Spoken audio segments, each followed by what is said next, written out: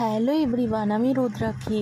আজকে আমি ঠিক আমার মা যেরমভাবে ছোটোবেলা স্কুলের টিফিনে চাউমিন বানিয়ে দিত ওইভাবেই চাউমিনটা বানিয়েছি। তো তার জন্য প্রথমে চাউমিনটা আমি সিদ্ধ করে নিলাম, আর এদিকে আলু আর পেঁয়াজটা কেটে নিয়েছি। তারপর আমার চাউমিনটা সিদ্ধ হয়ে যাওয়ার পরে আমি তুলে নিয়ে প্রথমে জলটা ছেঁকে নিয়ে ঠান্ডা জলে ধুয়ে তাতে একটু সাদা তেল মাখিয়ে রেখেছি। তারপরে কড়াইতে তেল দিয়েছি, সাদা তেল, তার মধ্যে পেঁয়াজটা দিয়ে দিয়েছি, পেঁয়াজ আর আলুটা দিয়ে তার মধ্যে নুন আর হলুদ দিয়েছি।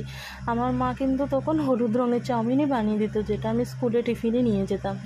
তো সেভাবেই আমি করার চেষ্টা করেছি। এখন তো সবাই সাদা চাউমিন খায় হলুদ ছাড়া, কিন্তু আমার মা কিন্তু হলুদ দিয়ে করতো, আর খেতে অসাধারণ লাগতো।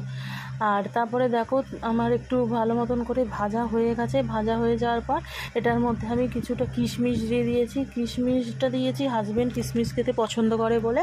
আমি খুব একটা কিশমিশ পছন্দ করি না, আমার কাজু বাদামটা ভালো লাগে, আর বাদাম বা কাজু বাদাম কোনোটাই ছিল না, সেই জন্য ওইগুলো আর দিতে পারলাম না। তো আমার মা বাদাম দিয়ে দিত। তারপরে আমি আলুটা ভাজা হয়ে যাওয়ার পর তার মধ্যে এবার আমি চাউমিনটা দিয়ে দিয়েছি।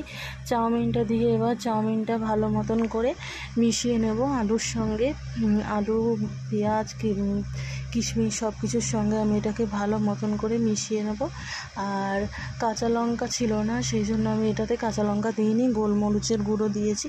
তো যতক্ষণ না এটাকে ভালো মতন করে সব কিছুর সঙ্গে মিশছে চাউমিনটা, ততক্ষণ ধরে এটাকে ভালো করে নাড়াচাড়া করতে হবে। কিছুক্ষণ পর আমি এটার মধ্যে এই যে দেখো গোলমরিচের গুঁড়োটা আমি দিয়ে দিয়েছি। গোলমরিচের গুঁড়ো দিলে একটু ঝাল ঝাল খেতে হয়, আর খেতে বেশ দারুণ লাগে।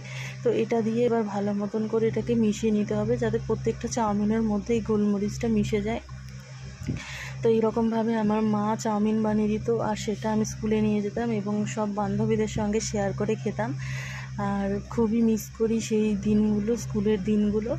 মা আজকে বেঁচে নেই, বেঁচে থাকলে খুব খুশি হতো মায়ের মতন করে বানানোর জন্য। তো তোমরা একবার এরকমভাবে হলুদ চাউমিন বানিয়ে খেয়ে দেখতে পারো, আশা করি তোমাদের সকলেরই খুব ভালো লাগবে। আর ভালো লাগলে শেয়ার করে দিও আমার রান্নাটা। ধন্যবাদ।